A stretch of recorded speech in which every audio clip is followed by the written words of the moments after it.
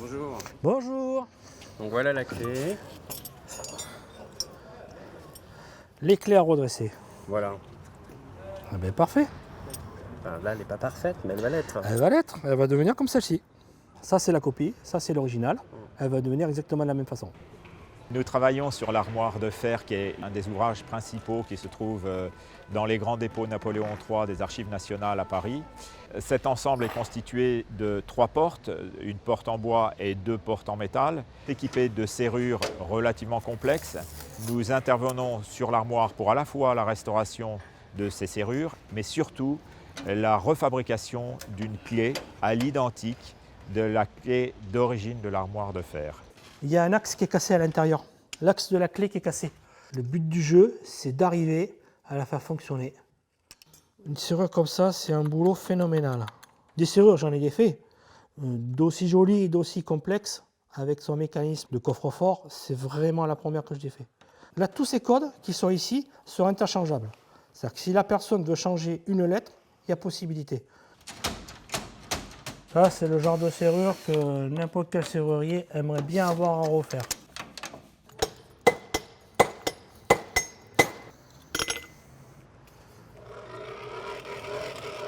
Pour réaliser cette clé en copie à l'identique, nous avons été amenés à faire des empreintes de la clé d'origine, ramener ces empreintes en atelier, forger la clé et réaliser la clé en copie. Ça a nécessité déjà un certain nombre de jours. Il faut quand même savoir forger, savoir ce que c'est qu'une clé, savoir comment elle fonctionne, savoir la reproduire à l'identique. Là, je commence par le panton de la clé. Ensuite, on va le percer. Ici, comme on a pas mal de tourtonnage, ça je le mets sur le tour et je vais tourner toute la partie qui est ici de la clé. Et ensuite, on va reforger ce peigne qui est derrière, ici, là, de la même façon. Vous avez les 3 étapes qui sont ici. Et ensuite, tout ça, c'est un travail de perçage et de lime. À partir de là, ce n'est quasiment que de la lime pour arriver à ça. Voilà. Jusqu'au polissage, c'est de la lime. Et nous avons fini de l'ajuster sur place avec des ajustements très fins pour avoir un fonctionnement identique de la clé d'origine.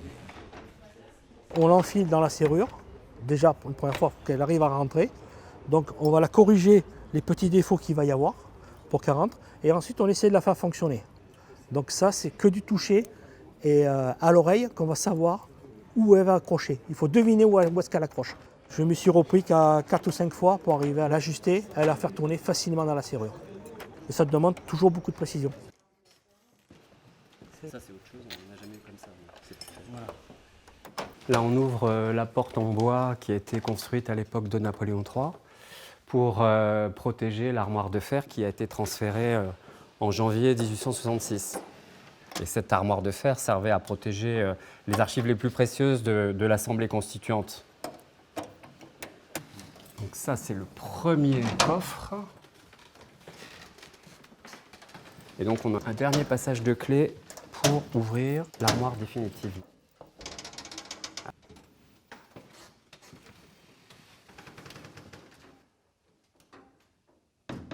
J.Henri Koch a fabriqué cette serrure le 15 février 1791. Donc ça nous date bien la fin et l'achèvement du travail du serrurier pour livrer cette armoire à l'Assemblée constituante. En 1848, ça rejoint les Archives nationales et l'hôtel de Soubise. Et en 1866, lorsque cette grande galerie a été construite à l'époque de Napoléon III, donc, elle a rejoint le cœur du dépôt. Elle est dans la pièce principale de ce premier étage, qui est une sorte de musée de l'histoire de France, avec toutes les archives de l'histoire de France. Et à l'intérieur de cette caisse-ci, on trouve les différents testaments et codicilles de Napoléon Ier. Alors les Archives nationales ont un lien particulier avec Napoléon, puisque c'est lui qui les a installés à l'hôtel de Soubise en 1808.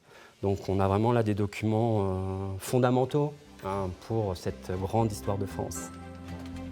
On a toutes les constitutions de la France depuis la Déclaration des droits de l'homme jusqu'à la Constitution de la Ve République, signée par le général de Gaulle. Ce travail, c'est l'aboutissement du métier de serrurier.